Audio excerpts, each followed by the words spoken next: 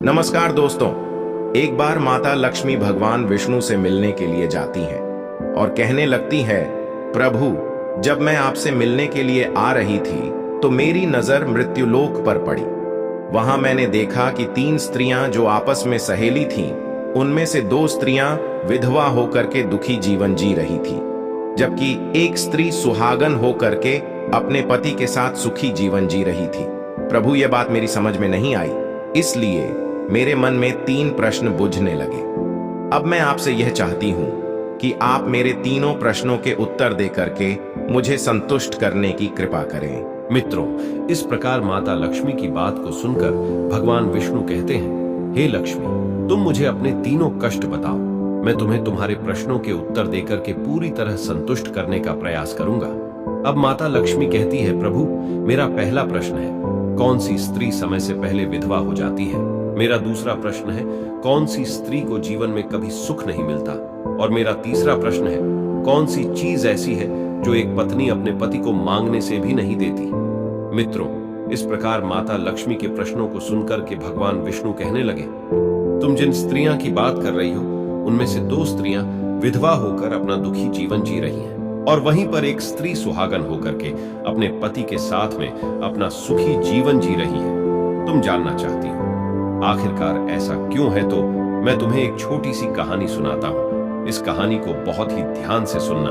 आधी अधूरी कहानी सुनने वालों को आधा अधूरा ही ज्ञान प्राप्त होता है, जो जीवन में कभी काम नहीं आता, क्योंकि तुम्हारे तीनों प्रश्नों के उत्तर किसी छोटी सी कहानी में समाये हुए हैं। यदि तुमने ध्यान से सुना तो तुम्हारी तीनों प्रश्नों के उत्तर तो अवश्य मिलेंगे और तुम्हें संतुष्टि प्राप्त होगी। मित्रों, माता लक्ष्मी कहती, प्रभु, मैं आपकी बात से सहमत हूं, आप कहानी शुरू करो। मैं कहानी को पूरी मन से सुनूंगी, और जब तक आप कहानी बोलेंगे तब तक मेरा मन किसी दूसरे स्थान पर नहीं जाएगा। तो मित्रों, कहानी शुरू करने से पहले मेरा आप सभी से अनुरोध है कि आप हमारे चैनल को सब्सक्राइब अवश्य करें और कहानी के अंत तक बने रहें, क्योंकि आज की कहानी आपके लिए बहुत ही महत्वपूर्ण होने वाली है। तो आइए आज कुछ नया सीखते हैं। भगवान विष्णु कहते हैं, हे लक्ष्मी, सबसे पहले मैं तुम्हें उस स्त्री की कहानी सुनाता हूं जो सुहागन बनकर के सुखी जीवन जी रही है। देखो, जिस सुहागन स्त्री की तुम बात कर रही हो, वो स्त्री एक राजा के नौकर की पत्नी है, और जिस नौकर की वो पत्नी है, उस नौकर को अपनी पत्नी पर पूर्ण विश्वास और भरोसा है कि वो पतिव्रता है, जिसकी महिमा वो अपने साथियों में बार बार करता है। अब देखो, एक दिन की बात है, उस राजा के नौकर ने अपनी पत्नी की प्रशंसा इतनी की कि बात धीरे धीरे फैलते हुए राजा के दरबार तक पहुंच गई। फिर तो राजा ने अपने नौकर को बुलाया और उस नौकर से कहा कि तुम हर किसी से कहते हो कि तुम्हारी पत्नी पतिव्रता है। क्या वास्तव में आपकी पत्नी पतिव्रता है? क्या आपको पूर्ण विश्वास है? इस प्रकार राजा की बात सुनकर के नौकर कहने लगा, महाराज, मुझे पूरा विश्वास है और पूरे से भी आगे विश्वास है कि मेरी पत्नी पूरी तरह पतिव्रता है। अब उसी समय पर राजा का महामंत्री कहने लगता है, यदि मैं तेरी पत्नी का पतिव्रता धर्म खंडित कर दूं तो तुझे क्या सजा मिलनी चाहिए? फिर तो नौकर ने कहा, यदि तुम मेरी पत्नी का पतिव्रता धर्म खंडित कर देते हो तो महाराज मुझे फांसी लगा देना। अब उधर वो राजा का नौकर भी मंत्री से कहता है, यदि महाराज यह मेरी पत्नी का पतिव्रता धर्म खंडित नहीं कर पाए तो इनको सजा क्या मिलनी चाहिए? तो राजा ने कहा कि मंत्री को भी फांसी की सजा दी जाएगी। फिर भगवान विष्णु कहते, हे लक्ष्मी, मंत्री ने स्वीकार कर लिया और नौकर से पूछा कि क्या वस्तु लाऊं जिससे तू माने कि मैं तेरी पत्नी का धर्म खंडित करने में सफल हुआ? तो नौकर ने कहा, मंत्री, यदि तुम मेरे घर से जाकर के मेरे विवाह के समय पर मुझे एक पटका मिला था और एक कतार मिली थी, वो मेरी पत्नी ने बहुत ही संभाल कर रखी है, जो सुहाग की निशानी मानी जाती है। यदि तू पटका और कटार लाकर मुझे दिखा दे तो मैं मान जाऊंगा कि मेरी पत्नी का धर्म तूने पूरी तरह नष्ट कर दिया है। अब शर्त स्वीकार हो जाने के बाद में वो मंत्री शहर में जाता है और एक दूती से जाकर मिलता है। वो दूती हमेशा एक दूसरे से भिड़ने का काम करती थी, और जो काम कोई नहीं करता था वह काम करने में वो सक्षम थी। फिर इस प्रकार उस मंत्री ने उस दूती को अपने स्वार्थ के लिए बुलाया और दूती से कहा कि देखो, इस नाम का एक व्यक्ति है, उससे मेरी शर्त लगी है। और फिर उसने उस शर्त के बारे में उसको सारा कुछ बता दिया। फिर वो उस दूती से कहने लगा, तू कैसे भी करके उस स्त्री से मेरा संपर्क करवा दे, तुझे जितना धन चाहिए मैं उतना धन दूंगा, इस प्रकार मंत्री की बात सुनकर कि दुती कहने लगी, भाई तू उस औरत के बारे में बात मत कर। वो औरत पूरी तरह से पतिव्रता है, तेरी ओर थूकेगी भी नहीं, तेरी शक्ल भी नहीं देखेगी, और उनके परिवार के व्यक्ति खूंखार हैं। तेरी खाल उतार लेंगे। तो मंत्री कहने लगा, ठीक है, यदि तू मेरा उससे संपर्क नहीं करवा सकती है तो एक काम कर दे, उसके घर जाकर के पटका और कटार चुरा कर ला दे, और उसकी पत्नी के गुप्तांग के पास में यदि कोई चिन्ह हो तो वो चिन्ह भी मुझे देख करके बता दे, फिर मैं तुझे मुंह मांगा इनाम दूंगा। यह बात दुती की समझ में आ गई और उसने कहा, ठीक है, मैं तुम्हारा काम अवश्य करूंगी। नौकर शहर में रहता था।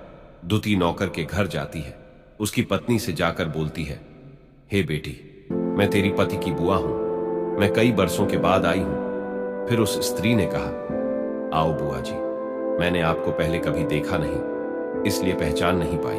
और इस प्रकार उस दुती को उस नौकर की पतिव्रता स्त्री ने बहुत बड़ा सम्मान दिया, मगर उसे क्या मालूम था कि यह उसके साथ में छल करने आई है। अब भगवान विष्णु कहते हैं, लक्ष्मी, इस प्रकार वो दुती उस पतिव्रता स्त्री के साथ में 2 दिन तक रुकी। जिस समय वो स्त्री स्नान करने लगी तो दुती उठ करके उस पतिव्रता के कमर मलने लगी। उस पतिव्रता स्त्री ने बहुत मना किया, फिर भी वो दुती नहीं मानी और कहने लगी, मुझे तो बेटी से भी प्यारी लगती हो तो मना मत करो। काफी दिनों के बाद में मेरी तुम्हारी मुलाकात पहली बार हुई है। अब ऐसा कहकर कि वह दुती मुख पर हाथ फिराने लगी। फिर आंखों को धोने के बहाने से उस दुती ने उस पतिव्रता स्त्री की आंखों पर पानी मार दिया और उस स्त्री की आंखें बंद हो गईं। इस प्रकार गुप्तांग के पास में जांघ पर उस स्त्री के एक तिल था जो दुती ने देख लिया। बस उसका काम बन गया। उधर ही स्नान करने के बाद में जब वह पतिव्रता स्त्री रसोई में खाना बनाने गई तो दुती को मौका मिल गया और उसने पटका और कटार उस नौकर के घर से चुरा ली और वहां से एकदम से भाग गई। और जाकर के दुती ने वो पटका और कटार मंत्री को दे दिए और उस पतिव्रता स्त्री के जांघ पर तिल की निशानी भी बता दी।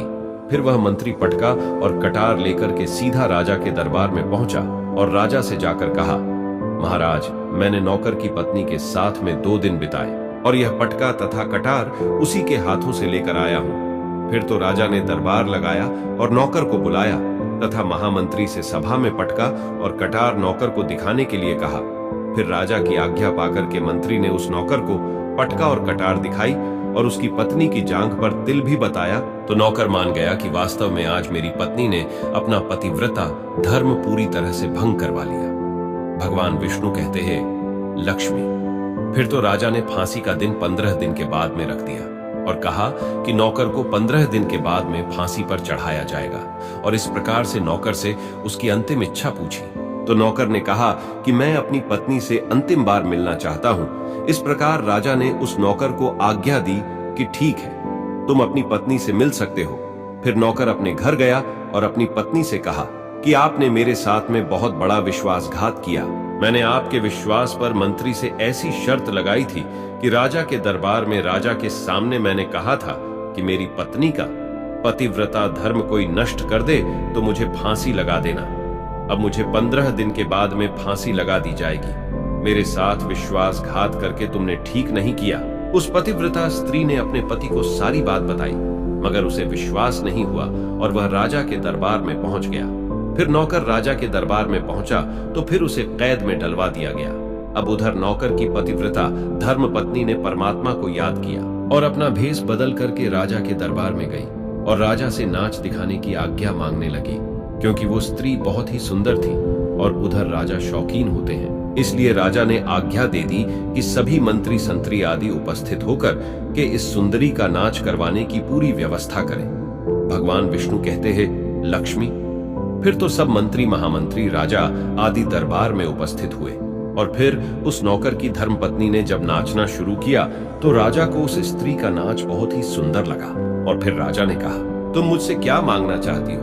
तुम जो भी मांगोगी मैं तुम्हें वही दूंगा। फिर उस नौकर की पतिव्रता स्त्री ने कहा, महाराज, आपकी सभा में मेरा चोर है जिसने मेरे रुपए लिए थे मगर आज तक वापस नहीं दिए, उसे फांसी की सजा दे दीजिए। अब राजा ने कहा, ठीक है, बताओ मेरे दरबार में तुम्हारा चोर कौन है, उसका नाम क्या है? मैं उसको फांसी की सजा अवश्य दूंगा। भगवान विष्णु कहते। फिर उस नौकर की पतिव्रता स्त्री ने कहा, महाराजा, आपका मंत्री मेरा चोर है, आप इनको फांसी की सजा अवश्य दें। अब उधर जैसे ही मंत्री ने सुना कि ये सुंदरी मुझे अपना चोर बता रही है, तो मंत्री कहने लगा, महाराज मैं कसम खाकर कहता हूं कि मैंने इसका कभी कुछ नहीं चुराया है। मैंने इसे आज तक कभी देखा ही नहीं है, तो मैं चोरी कैसे कर सकता हूं? मैंने आज तक इसकी शक्ल ही नहीं देखी है। अब भगवान विष्णु कहते हैं, लक्ष्मी, जैसे ही मंत्री ने कहा कि मैंने इस सुंदरी की आज तक शक्ल ही नहीं देखी है, तो वो सुंदरी कहने लगी, महाराज ये मंत्री मुझे जानता नहीं है, तो आप इससे ये पूछो कि ये पटका और कटार कहां से लाया था। मैं उस नौकर की पत्नी हूं जो आपके यहां पर नौकरी करता है, और आप मेरे निर्दोष पति को फांसी चढ़ाने वाले हैं। अब मैं आपको पूरी दस्ता सुनाती हूं। ये जो आपका मंत्री है, इसने मेरे पास में अपनी एक दुती को भेज करके मेरी जांघ के तिल का पता लगाया, और उसी ने यह पटका और कटार चुरा कर के इसको ला करके दी। और आपके मंत्री के द्वारा भेजी गई दुती जब मेरे घर पर आई थी, तो उसने मुझसे कहा था कि वो मेरे पति की बुआ है और वह पहली बार आई है, इसीलिए मैं उसको पहचान नहीं सकी।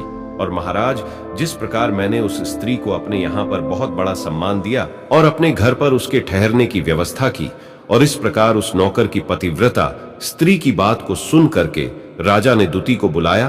फिर उस दुती ने राजा को सारी सच्चाई बता दी, जिससे राजा ने उस नौकर को रिहा कर दिया और मंत्री को फांसी पर चढ़ा दिया।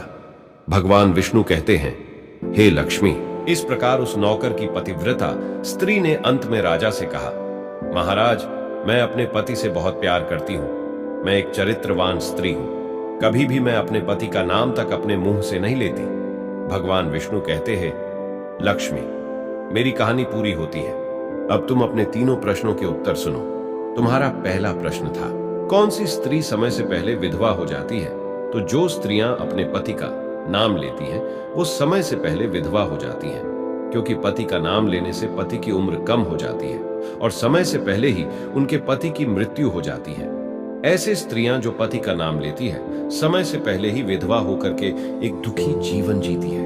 बस यही राज की बात है कि तुम जिन 3 सहेलियों की बातें कर रही थी, उनमें से 2 विधवा थी और एक ये नौकर की पत्नी थी जो पतिव्रता स्त्री थी। ये पतिव्रता स्त्री कभी भी अपने पति का नाम मुंह से नहीं लेती थी। और उधर वो 2 स्त्रियां जो विधवा होकर जीवन दुखी होकर जी रही है, वो हमेशा अपने पति का नाम लेकर ही बुलाती थी, जिसकी वजह से उनके पति की उम्र कम हुई और फिर वो दोनों स्त्रियां समय से पहले ही विधवा हो गईं और आज वो दुखी जीवन जी रही हैं। इसलिए कभी भी स्त्रियों को अपने पति का नाम अपने मुंह से नहीं लेना चाहिए। अब तुम्हारा दूसरा प्रश्न था, कौन सी स्त्री को जीवन में कभी सुख नहीं मिलता है? तो समझ लो, जो स्त्रियां अपने पति के बिना अनुमति के किसी तीर्थ स्थान या उत्सव में जाती हैं, उनके जीवन में कभी सुख नहीं आता। ऐसी स्त्रियां जीवन पर दुखी रहती हैं और उन्हें पति का कभी प्रेम नहीं मिलता। भगवान विष्णु कहते हैं, लक्ष्मी, तुम्हारा तीसरा प्रश्न था कि ऐसी कौन सी चीज है जो एक पत्नी अपने पति को मांगने से भी नहीं देती? तो समझ लो, वह चीज गाली है। एक चरित्रवान स्त्री कभी अपने पति को गाली नहीं दे सकती, और जो स्त्री गाली देती है वो स्त्री कभी चरित्रवान नहीं होती। और ऐसी स्त्री जीवन भर रोती है, उसके जीवन में कभी सुखी नहीं आती और समय से पहले ही ऐसे स्त्री विधवा हो जाती है। मित्रों, इस प्रकार कहानी सुनने के बाद में माता लक्ष्मी पूरी तरह से अपने तीनों प्रश्नों से संतुष्ट होकर कहती हैं, प्रभु, वास्तव में जो स्त्री चरित्रवान होती है वो कभी दुखी जीवन नहीं जीती है, क्योंकि ऐसे घर में लक्ष्मी का सदा वास होता है और वह घर धन धान्य से हमेशा भरपूर बना रहता है। ऐसी स्त्रियां हमेशा घर को स्वर्ग बना देती हैं। तो दोस्तों, यदि आपको ये वीडियो पसंद आई हो तो प्लीज आप हमारे चैनल को सब्सक्राइब अवश्य करें, वीडियो को लाइक करें और दोस्तों, सच्ची श्रद्धा से कमेंट में जरूर लिखें, जय श्री राम, जय हनुमान। साथ ही देवों के देव हर हर महादेव सदैव आप पर अपनी कृपा बनाए रखे। प्रिय मित्रों, वीडियो को अंत तक देखने के लिए धन्यवाद। जय श्री राम।